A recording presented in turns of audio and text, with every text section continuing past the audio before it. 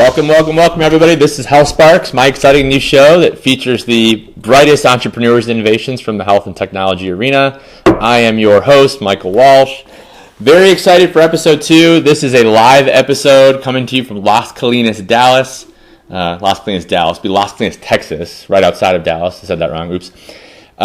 Really excited about today's show. It's going to be Terrence Shaw, the managing partner and founder of WireVibe, really cool company here locally that does a lot of IT consulting and software development, more on the large scale side of things, not so much web development for smaller entrepreneurs like you guys out there, but large solutions. So big clients, big solutions, big problems. These are good guys to call. So pumped to have him here. A couple quick announcements before we get started. I want to just throw out a quick self-plug promotion for my startup that's about to get launched. It's going to be going here in the next week. That's Caraloop. Would really appreciate if you guys went and checked it out. Love feedback from you guys. And I can talk a little bit more about that maybe in the coming episodes as we go. But just wanted to throw that out there that we're finishing that up, and finally it's going to be ready to go. So it's been a long time coming. We've been working on this for a couple years. A lot of research and development has gone into it. So thrilled to have that going. A couple other quick shout-outs. Satori Tech Solutions. I'm going to keep shouting these guys out for a while. They've helped out a lot with HealthSparx here. We've done some more work here on the website the last week. And then as well as, I also got a shout out to Health 2.0 Dallas, another group I'm a part of. It doesn't matter where you're listening to this from. Check out Health 2.0, a very similar organization to HealthSparx here. International type of movement, chapters all over the world. There's probably a chapter in your city that you can go get involved with. These guys, they want to bring together entrepreneurs, health professionals, doctors, students, teachers. Doesn't matter who you are, as long as you've got some interest in health and technology and sort of the evolution of healthcare as we proceed forward from this point.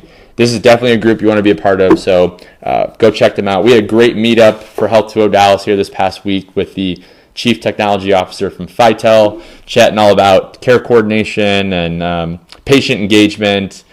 We talked a little bit about social media and healthcare, a bunch of great technology topics. So check out Health 2.0 Dallas. Health 2.0 Dallas, it's health20dallas.com. Great group. It's over like 100 people here locally in Dallas that have gotten together. But some of the chapters across the country are as big as like 2,000 in New York or 1,000 in Chicago. So check those guys out. Really excited, again, about today's show. I want to get straight into it. Here we go. All right, I'm here with Terrence Shaw today, the managing partner and founder of WireVibe. WireVibe is a company here in Dallas, located in Las Colinas. They do a lot of IT consulting work and software development. So Terrence, I asked Terrence to come on the show. He kind of got a hold of me here just this last week when he saw that I was doing this stuff.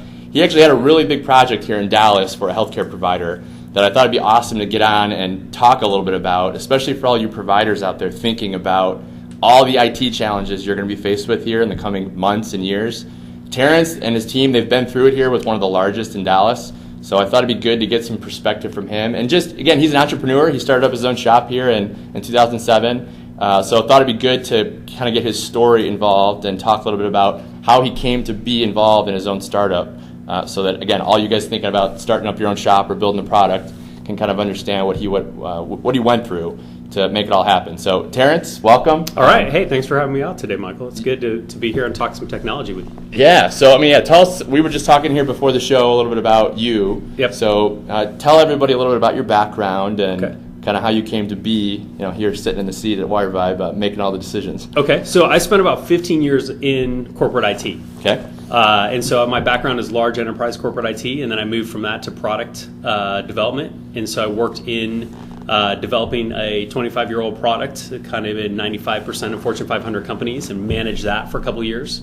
And then I finally transitioned into starting my own business. And it wasn't a quick transition like that. It really, what had happened was I went to SMU and I got my MBA. And during that, I took an entrepreneurial course where I wrote my business plan for that. So I literally had my business plan already written. Curious, what'd you get?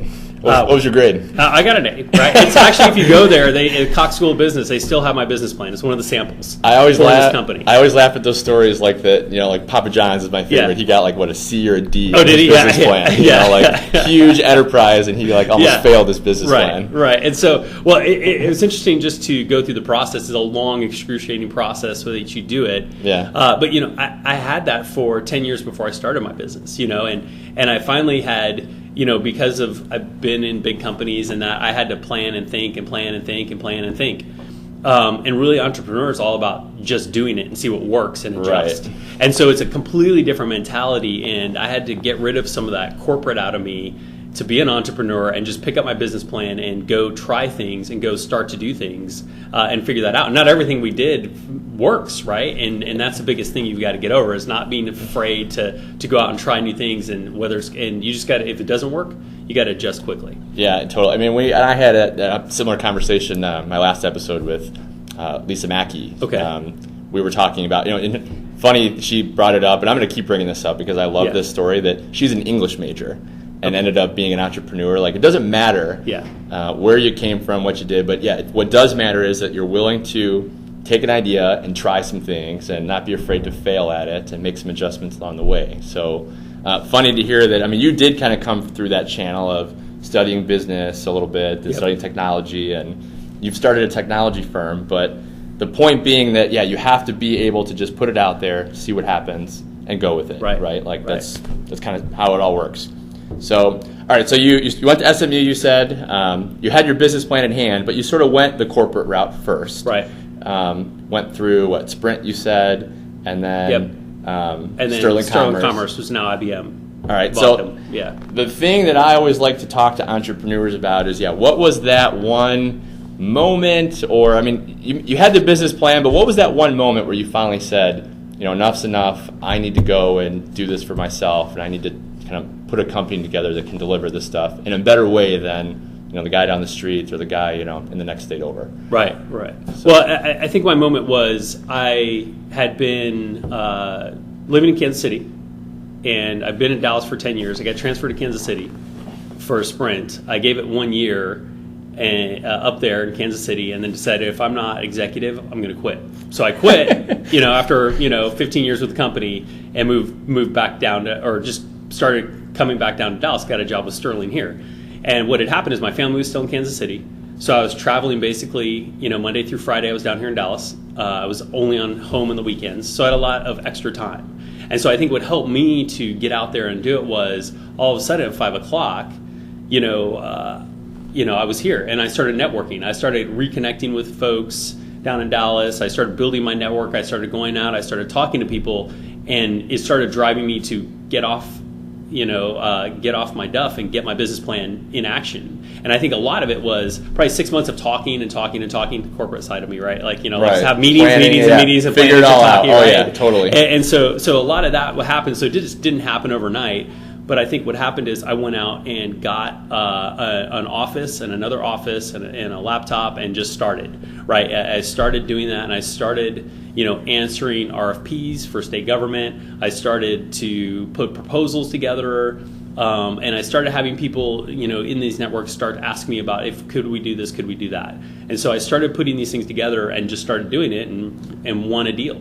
And that's how we got started. A question that'll always kind of come up, it's never going to go away, is, especially for those that are on that corporate side, thinking of jumping into the entrepreneur space, is I think that there's this misconception, and don't get me wrong, peeps, like it does take cash, but there's this misconception out there that it takes all sorts of money to go and start a company these days. And like, it really is not that difficult nowadays to get something started, just as long as, again, you've got the time and you've got the idea in place, and just, you got to go do it. It's not like you need to be a millionaire to go do this. No, not at all. I mean, you just need a couple basic things. You could do that with almost no money. You get a bank account, a couple credit cards, and a desk and a laptop. Right, and I spent most of my time working out of Starbucks. Right. Initially, I would go. There's a Starbucks that was down the road that was open to midnight. And I would literally go there. Free Wi-Fi. Right, work there, free Wi-Fi at night all the time. Drink coffee, work there, develop plans, figure things out, develop a website. I mean, at that kind of that initial thing, you're the jack of all trades. You're trying to do everything. You're trying to engage the other people. And I think it's more about who you're getting engaged to help you at the beginning, and how they're going to want to get engaged. And you don't need a lot of money to start it out. But I think the hardest thing about starting out is getting those first customers, right? Getting those first deals is by far the hardest thing to do to get you started. Perfect segue too. So let's jump in. What WireVibe? What's WireVibe do? What can they help clients with? Kind of what's the model for what WireVibe is actually set up to do? So we've done a lot of back in enterprise consulting, large business consulting in the software side. So it's basically software consulting and software development, and a lot of custom software development. So coming to these big enterprises, they already have 15 systems. They have 500 systems. They have 900 databases. They're already there. It's not like, you're going to get in there and say, hey, I'm going to develop this product for you. Well, IBM or Oracle or any of the 5,000 vendors out there already have products, and they're probably half of them are deployed in there. It's how do you make these things talk together?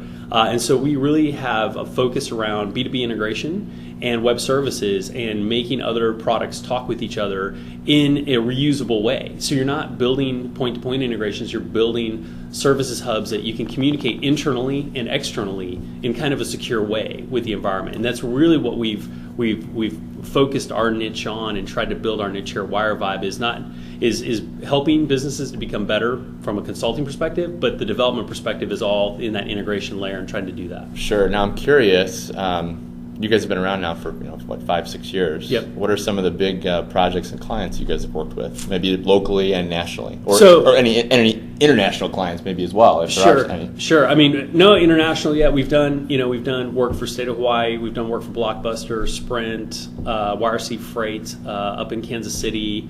So Michael's retailers here. So kind of across verticals. In Baylor here, we've done work for Baylor now too as well. So we've really been across verticals because within our niche, which is a big niche, is the hardest thing to do is tell people what we do. Right? You do integration. What's that? And sounds fancy. Yeah, it's plumbing. The environment. We're like corporate. We're IT plumbers. We're here to make your data all talk to each other in a way.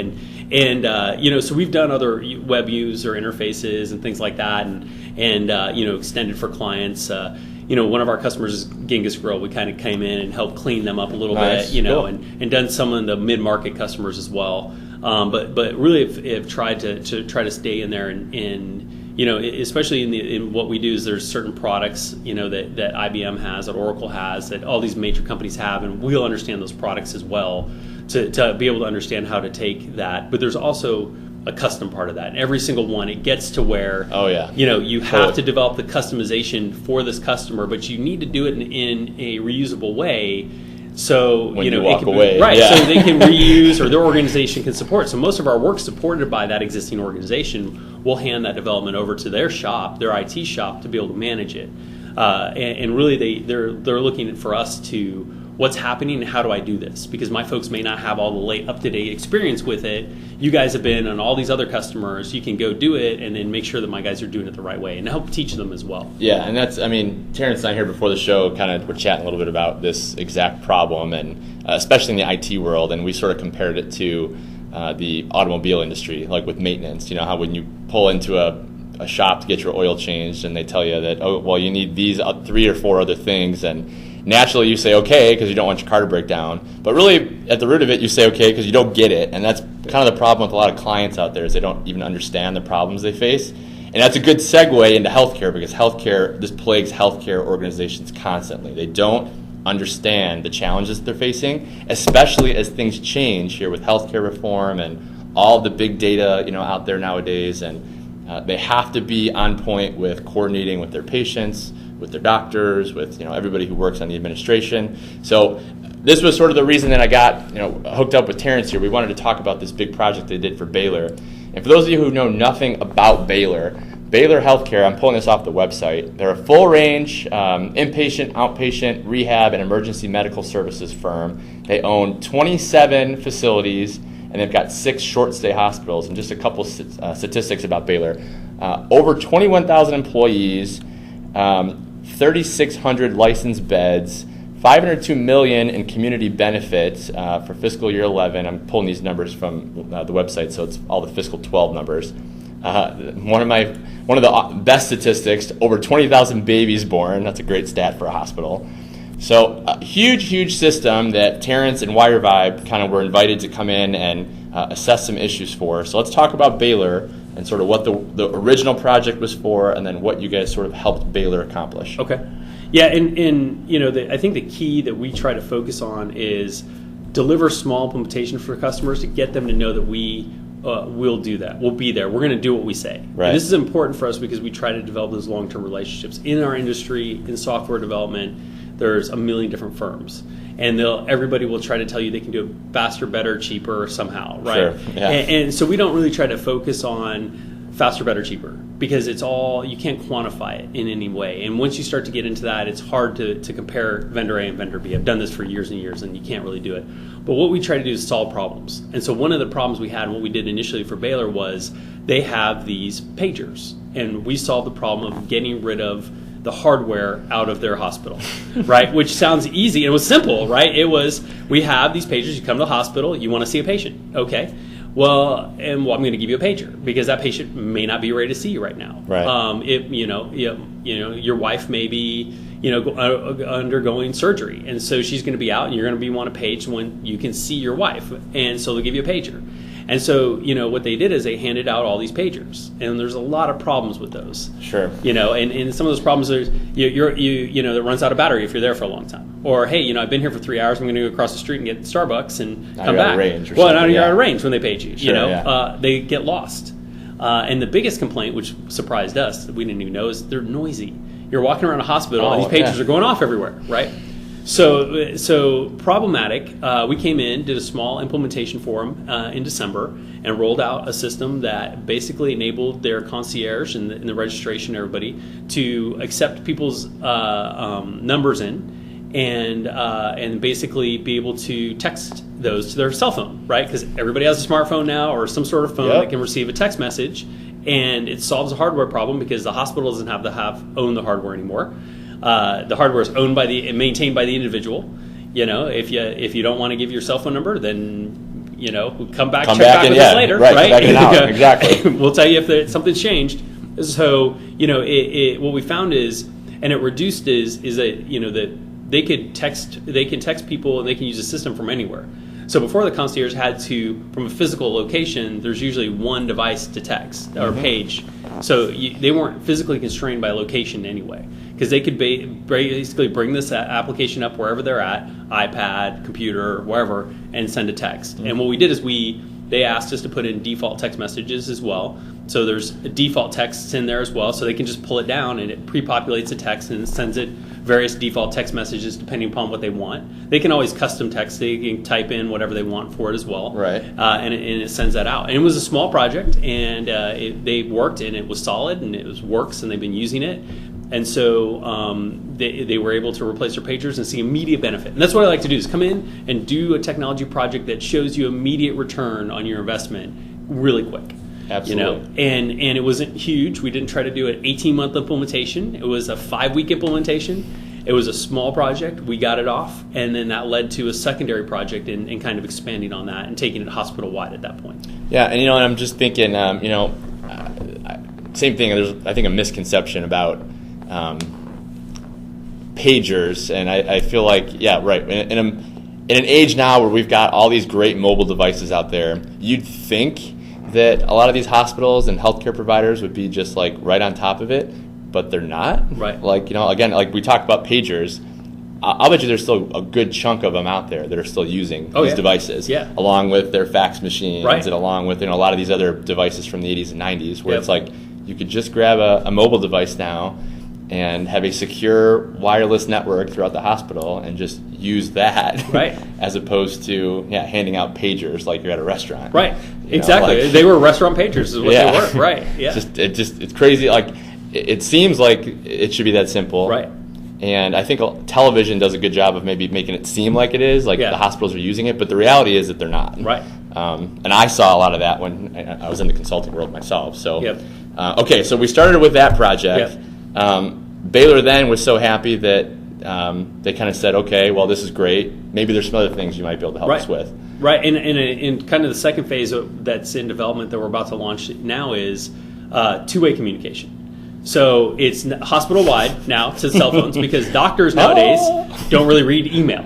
So one of the biggest issues they've had is they'll send out emails to doctors and they don't get read. And so people aren't in the communication loop, and it's because email is just, there's too much now, right? And they don't read it. They're too busy. They're on the move. They've got iPads, and and cell phones and no email anymore, right? And so, one of the first thing we did is the ability to add all the contacts in the hospital there and be able to do group texts as well. But also not to do group text, but also to receive back replies. So they can basically say, hey, there's going to be a board meeting, or there's going to be a staff meeting, or there's going to be this thing coming up, and they can text and they can get the reply back and ask for a reply from all of them as well. Now I'm curious, can you use the same system? I mean, those examples are all on the administrative end of things. That's right. Board meetings, office meetings. What about for a clinical situation where it's maybe 2 doctors and a patient? Right, and a lot of it is one of the things is the Women's Center. Too. Okay. Well, so the Women's Center has, they're using it. They have these classes that they hold, and they want to be able to communicate with all the people in the class via text. And so they can set up their own group. So they can set up all these individual groups. However they want to set up the groups, you can set up the groups. Or if you want to just text a single doctor, they can text back and forth as well. Awesome. And so they could text a doctor. You could text how. And so really the uses are. We've broken it up by who's using it, and certain users can't see other users in the system. So, for instance, the lobby registration folks aren't able to send messages to the executives and to the doctors. Sure, but makes sense. So there is a delimitation of how. You got to be able to set up permissions, right. and permissions exist, and roles exist, and things like that. But the biggest thing is getting the responses back. I think the biggest thing is not having to pick up the phone and call 25 people.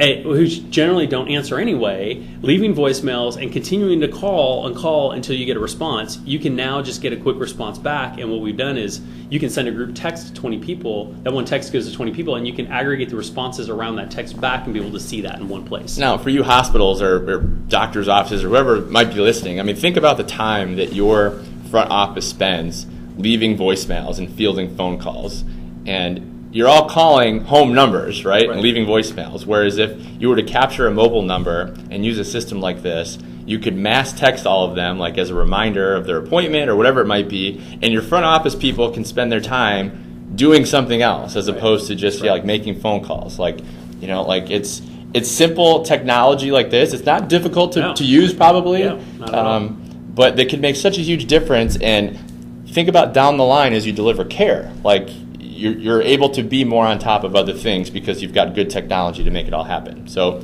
awesome that you guys were able to pull this off. Now I'm curious, as you went through with Baylor, some of the things that you learned about healthcare. I mean, this was like your first major healthcare client, right? So some of the things that you learned, and then also maybe just some quick advice that you might have for other healthcare providers, whether they're locally or across the country that might be listening, thinking, man, I got a lot of IT problems right now.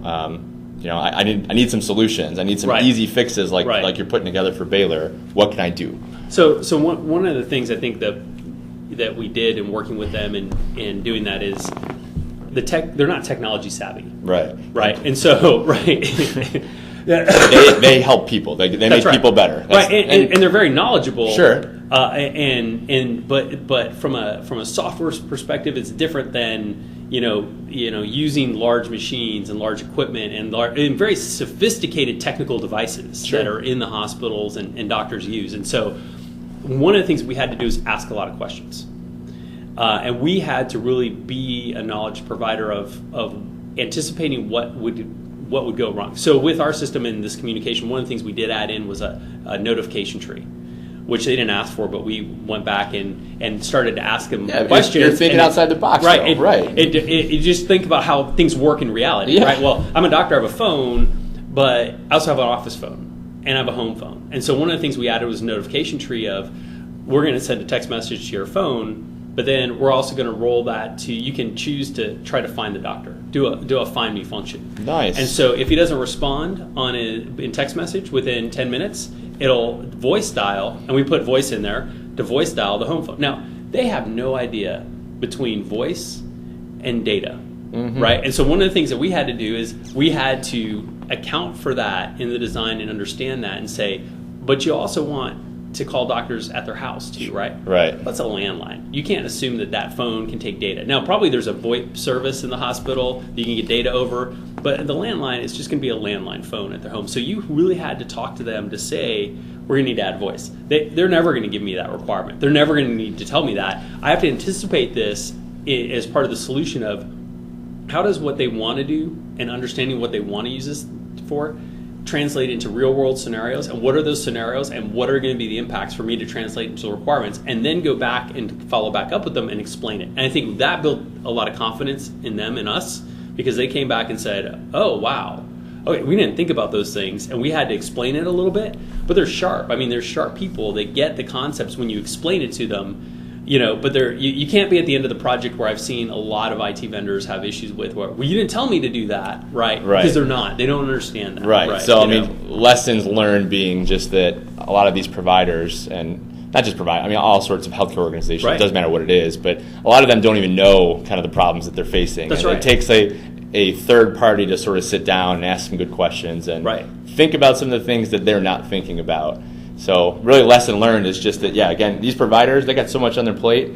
Yeah. They don't even really know exactly what they're facing with. So it's going to take good people to sit down with and learn what's going to make the difference. What are those technology impacts? How are you going to apply it correctly to the situation? You have to really spend a lot of time thinking through that and then bouncing it back off of them and getting that communication back and forth to be sure that you're going to be successful. So what advice do we have then for big provider, small provider, medical device company, little home health provider? I mean, just any health organization that's thinking about some of these things and that they have challenges like this where they're really not sure and they don't know what to do. What advice do we have for those guys in terms of their IT? A lot of it is really spending the time to understand what solution you're getting, right, and see it written down for you, and walk through the process that you have. So you'll have some sort of organizational process that you're using as a provider, whether that be taking, like I gave a couple examples, like sending this out or sending this text out, or the Women's Center has classes. What are all those examples, and how is it going to apply to the technology? Because that could what's the solution, and how's that solution going to help the process that you're dealing with? Right. So what processes that you do in your job every day is this technology solution going to solve, and how? And see that written down for you and spend the time understanding how that's going to happen, because that's the biggest thing I've seen in all software implementations or technology implementations is mismanagement of expectations. Well, I thought I was going to get this, but you told me it could do this, and then you get it can, but it's just going to cost X amount of more, or it could if we just spent time doing this. All sorts of assumptions made on the front end. Right, and you see those assumptions in doing that, and really making sure that a technology vendor is coming to you and asking the right questions. If they keep saying, yes, I can, yes, I can, yes, I can, it's a lot harder to say no, right? Right, be wary of that, because, it's like, well, okay, everybody can say yes, but there's always pros and cons to every approach. There's always, we can do certain things. For more money, I can do this. Yes, for more money, I can do that, right?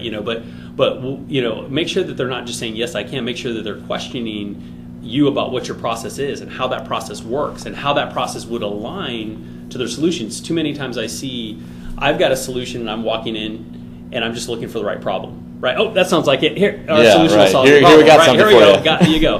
And a lot of these things, especially in healthcare, are complex.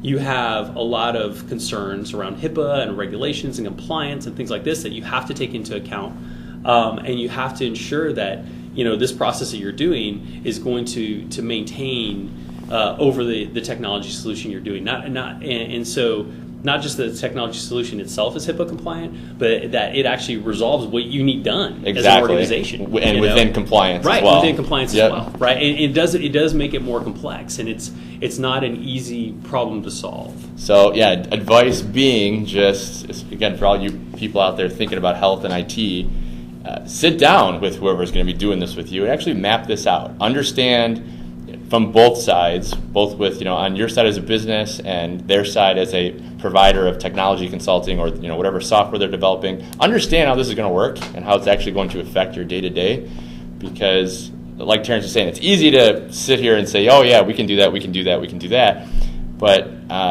be wary of that, because it's easy to say, oh yeah, we can do it, but it's a lot harder to actually build it and deliver it in a way that is effective for the business. Right. So ask the right questions, have the conversation up front, and it sounds like, just from working with Baylor and some of the other clients, WireVibe's doing this. Like you're actually Yeah. taking the time to make sure that this makes sense for the company. Right. So they're not just handing you the cash and saying you're Yeah, go do it, right? Yeah. And that's the biggest thing. I want to be around for a long time, right? Sure. I want to have customers for a long time, and with that sort of relationship, you have to know that I can't just take money and not deliver, right? Because then I'm going to be done. Sure. That's the end. And there's another technology provider that will come in and replace me tomorrow if necessary, and you have to deliver upon your commitments in that. And as a provider, you should be asking how. When somebody says yes, I can do it, you say how. We explain how, because even if they don't ask, we tell them, because we want to make sure that what we're doing is actually, we think it's the right way, but we want to make sure they believe it's the right way as well. Absolutely. And you get that as much as you can, because there's so many things with technology. You think, oh yeah, it's easy, you can just do that. Oh sure, and you miss those how things are actually working throughout the process. I love it. Well, I mean, this has been awesome. We got to wrap up here with Terrence. But I'll include a bunch of information about WireVibe here on the episode page and how you can get in touch with Terrence. Again, he's right here in Dallas, for those of you down here in the South, but pretty sure Terrence would talk to anybody anywhere. Just Pretty much. Yeah. Easy. He's telling me before, again, he's been going back and forth to Hawaii for work. So if you're a healthcare company, I mean, if you're not a healthcare company, listen to this. These guys seem like they've got their stuff together. They've done some great work here locally for Baylor. So check them out, wirevibe.com. Terrence, it's been awesome. This has been a lot of fun to do live. Thanks a lot for having me. Yeah, maybe we'll check in here in the next couple of months as we get some more healthcare work and talk about the other cool stuff you guys are doing. So that's it for me and Terrence here. A couple quick announcements from me. First of all, we're on iTunes now. I'll put a banner up on the website just to let everybody know, but got the show submitted to iTunes and it was accepted. So if you got iTunes open up on your computer, jump in there, subscribe. Anytime that we post new episodes, it'll come straight to you and you can check it out. So that's exciting. Also, just again, continuing reminders, subscribe to the show right here on the website. If you want to be getting all the episode content delivered straight to your mailbox, this is the easiest way to do it. Plus, there'll be all sorts of other goodies in there, perks from sponsors, stuff that me and the guest talked about before or after the show that I thought was important. Whatever it might be, definitely subscribe. It'd be great to have you here and have you as an official follower of HealthSparx. And last but not least, you people out there with your awesome health projects, we want you in the show. Come to the website here right above, be a guest, fill out the form. It'll come straight to me. We'll get something set up. I've got a couple great episodes set up for later this week and early part of next week. More entrepreneurs in the health and technology field. Lots of great stories and advice. So super excited about today and really excited about where things are going. I think that's about it. Until next time, I'm your host, Michael Walsh. Chat with you soon.